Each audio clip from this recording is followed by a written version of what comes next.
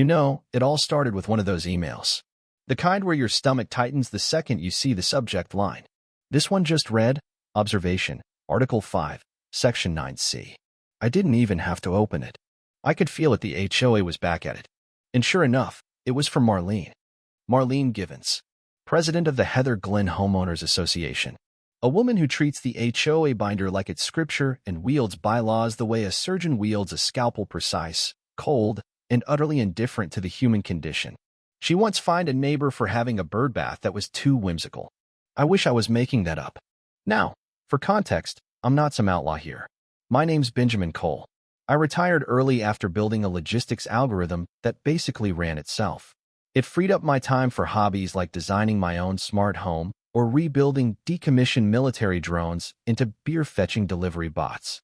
I bought a home in Heather Glen because it was supposed to be quiet, stable, predictable, but I didn't count on Marlene.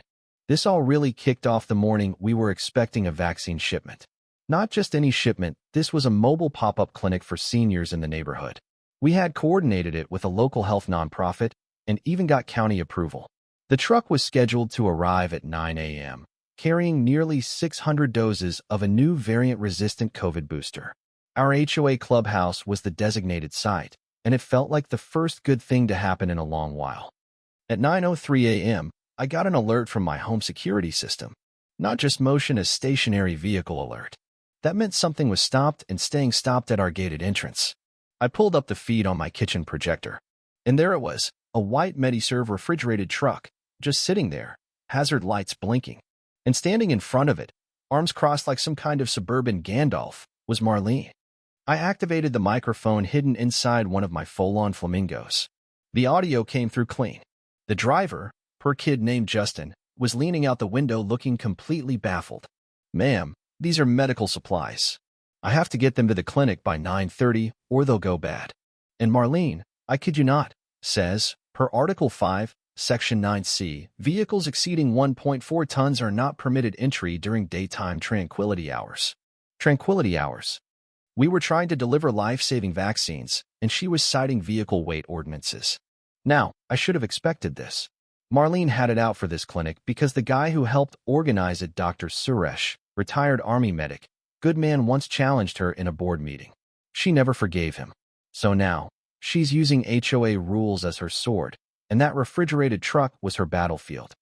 I grabbed my coffee, triple pulled espresso, perfect crema, and marched outside. It was Florida humid, that kind of air where even the butterflies look like they're sweating. As I approached, I kept my voice calm. "Morning, Marlene." "Justin, everything all right?" She didn't even turn. Just said, "This vehicle is not pre-cleared and is in violation of community ordinances. I've already contacted HOA legal." I turned to Justin, who looked like he wanted to vanish. "How long do the doses last if the truck isn't plugged in?" "Maybe 2 hours, tops. After that, they'll spoil." I nodded, then turned back to Marlene. "We're in the middle of a public health effort. This isn't a couch delivery. It's medicine, for residents who may not even be able to drive to the next county site." She didn't blink. "Rules are rules, Benjamin. If we start making exceptions, we cease to be a community. We become chaos." I could feel the anger boiling behind my ribs. I'm a man of systems, of logic. I don't do chaos, I solve it. And suddenly, my brain flipped into logistics mode. I muttered, mostly to myself, "All right, we'll do this the efficient way." I turned on my heel and walked back to my house. Marlene shouted after me, probably quoting more bylaws, but I wasn't listening. I had 4 minutes, that's all I gave myself. 4 minutes to execute what I later called Operation Skyvax. Back inside, I fired up my command console. I had tech that NASA might envy, courtesy of a few projects I'd taken on over the years. I called up Sully, a pilot I met doing government contracting work. Sully flew a privately owned C-130 transport plane out of a small airfield 40 minutes away. "Ben," he answered, voice gruff but amused. "Is this about another drone stuck in a palm tree?" "Nope. Need a low-altitude drop. Medical payload. Under 300 pounds. Needed in the air within the hour." He was quiet for a second. Then, "You HOA folks are really something. Sully, please, send me the coordinates." Next, I texted Leo and Jordy, ex-Special Forces, now running a rigging company for weird deliveries. They were nearby. I just wrote, Truck. HOA gate. Winch in quiet hands. 10 minutes. Then I called Izzy, a logistics director at MediServe, who owed me a favor. How stable are your vials for vertical descent in thermal cases with foam stabilization? Izzy groaned. Ben, what are you doing? Saving lives. Please. Fine. Yes. Within 30 feet, you're golden. 3 calls. That was all I needed. By the time I looked up, Leo and Jordy were already at the gate. They moved like clockwork. Quiet. Precise. They opened the truck, secured the vaccine pallet, and winched it out into their black unmarked van. Marlene tried to stop them, of course practically threw herself in front of the pallet, but they ignored her like she was background noise. One of them gently moved her binder aside. Ma'am, please. Meanwhile, Sully C-130 was already in the air. At 10:14 a.m., the roar hit us. Everyone in Heather Glen looked up. You could see it, a giant gray beast slicing the sky low enough to rattle windows. Marlene froze mid-rant, binder raised like a holy relic. And then it happened. From the belly of the plane, a single pallet emerged. Then Schwump parachute deployed. A giant green canopy. It floated like a dream, landing precisely on the HOA clubhouse lawn. Then came the smaller drops, dozens of little colored parachutes carrying individual doses. People came out of their houses like it was a festival. Kids cheering. Seniors crying. Even Justin, the driver, raised his hands like he'd just witnessed magic. Marlene? She looked like she'd seen the face of defeat. Binder limp at her side. Lip trembling. By noon, Officer Ramirez and Deputy Holloway had shown up. They saw the lawn full of vaccine boxes and residents lining up with their parachutes like party favors.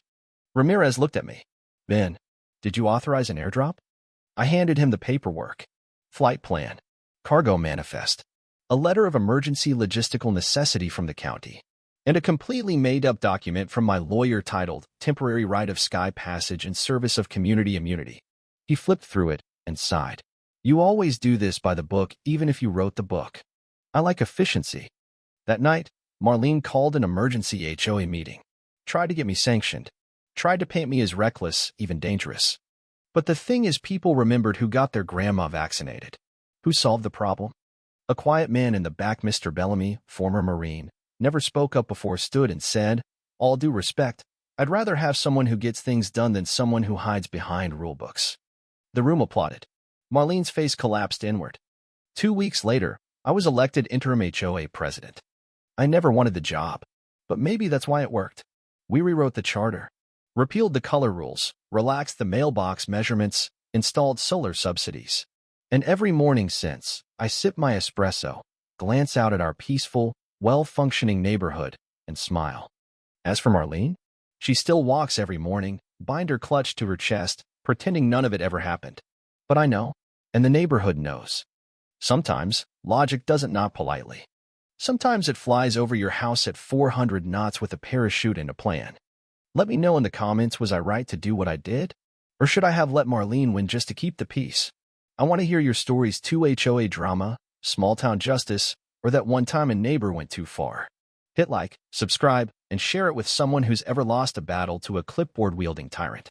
You're not alone, and you're not powerless. Thanks for listening.